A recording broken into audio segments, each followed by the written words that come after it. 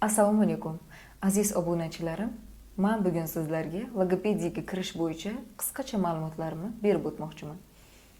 Logopediya o'zi korreksion pedagogikaning bir tarmog'i bo'lib, aynan nutqda nuqsoni bo'lgan shaxslarni aniqlovchi va ularni korreksiyalovchi fan hisoblanadi. Logoped bu nutq nuqsonlarini korreksiyalovchi pedagog. Logopediyalar bu nutq nuqsonlari.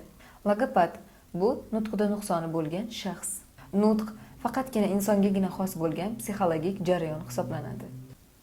Nutq o'zi ikkiga bo'linadi: nutqiy tovushlar va nonutqiy tovushlar. Nonutqiy tovushlar bu shamol ovozi, qushlarning sayrashi, shildiroq ovozi va turli xil predmetlardan chiqayotgan tovushlar kiradi.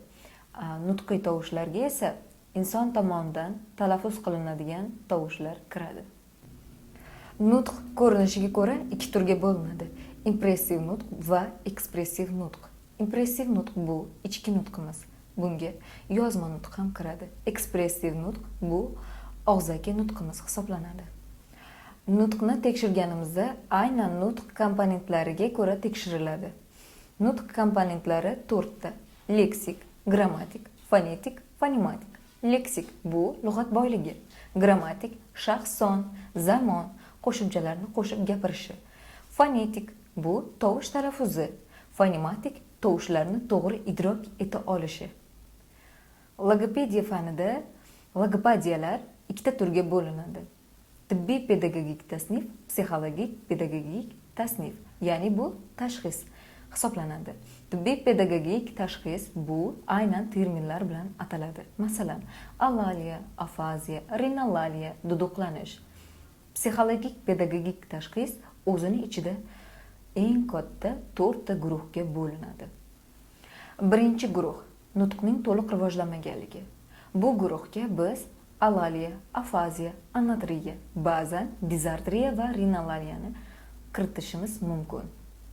Ikkinchi guruh nutqning fonetik, fonematik rivojlanmaganligi. Bunga dizartriya, rinalaliya va ba'zan polimorf dislaliya kiritiladi.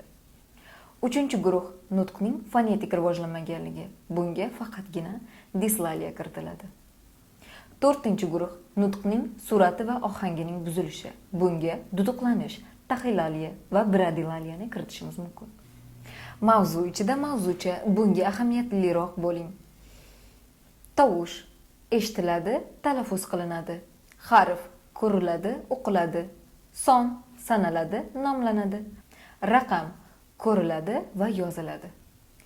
Sizlarga taqdim etganlarim bu tekin darslik edi. Bundan-da chuqurroq va qiziqarliroq ma'lumotlarni qo'lga kiritmoqchi bo'lsangiz, unda meni onlayn kurslarimga yoziling.